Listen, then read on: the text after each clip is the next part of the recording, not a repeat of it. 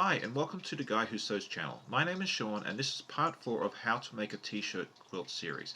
If you have not seen the previous videos, definitely check those out. In the last video I showed you guys how to put the quilt top together, and today we're going to make the quilt sandwich, so we have the quilt top, the batting and then the backing all sewn together. So let's go ahead and get started.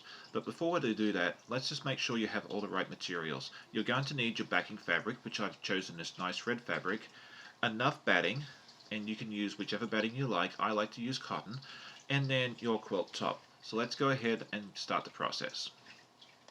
Because your backing is such a large piece of fabric and has creases in it from when you bought it at the store, I would highly recommend going ahead and ironing this, because it will save you some heartache when you make your quilt sandwich.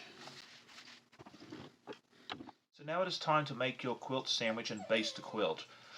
On the bottom I put the backing fabric, and I do it right sides down. I'm just showing this as an example.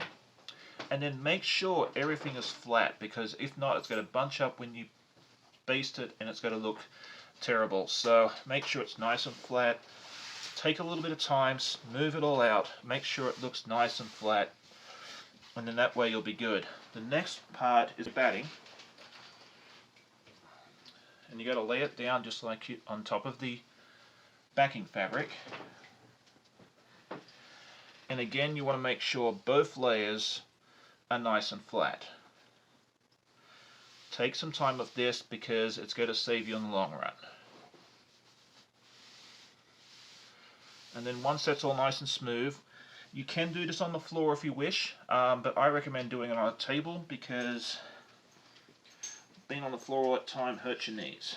And then finally, once you have the backing and the batting nicely flat, go ahead and lay down your quilt top and leave a couple of inches on each side. They recommend about 4, and that's usually what I do, and lay that down and then smooth this out. You can smooth the quilt top out as you go if you want. It's not as important as the bottom 2 layers. So now it is time to pin or baste your quilt. It is best to use the curved safety pins if you have them, but if you don't, the straight ones do work pretty well as well. So I start off in the top corner and I pin mine about 4 inches apart. So you can see, actually can't see there, so I'm going to put one right here. And just make sure you're going through all 3 layers. Once you do it a couple of times, you'll feel it, that it goes through each layer. And then I do about every 4 inches. Now if you want, a little trick is you can use your ruler to measure out between each one. And then once you do the first row, you can just kind of go down and just follow the row above. So go ahead and pin everything. Make sure it's nice and flat as you go along. Smooth it out like so. And then once you get this section done, go ahead and move the quilt over, lay everything out nice and flat, and continue until the whole quilt is done.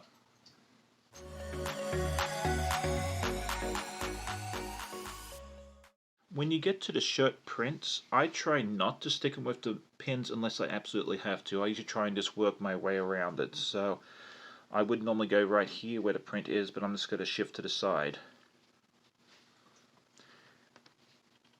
If you have a really big print, like some of the Harley Davidson ones and so forth, I tend to just do a couple of extras all the way around and kind of make a border.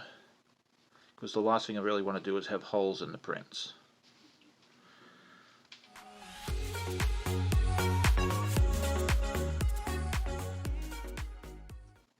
So a quick tip, when you're putting, because the t-shirt itself does tend to stretch, it can bunch up as you're pinning it. So what I try and do is stretch the fabric out as I'm pinning it, and I find that helps immensely keeping it nice and smooth once you're all done. So I'm just showing you here. I'll grab another pin,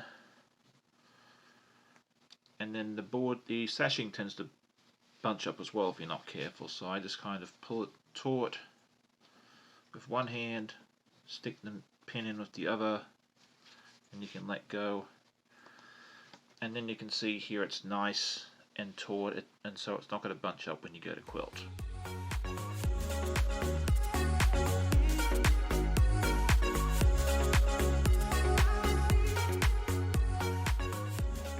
So your quilt should now be pinned all the way up and down, across and everything else, and it should look nice like this.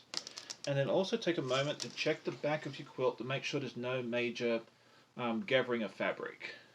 So come back to our next tutorial, which will be very soon, and we'll show you how to quilt it and bind it, and then your quilt will be completely done. Thank you for joining me today. If you did enjoy it, definitely hit the like button and leave a comment. I always love hearing from you guys, and we'll see you all in the next video. Bye.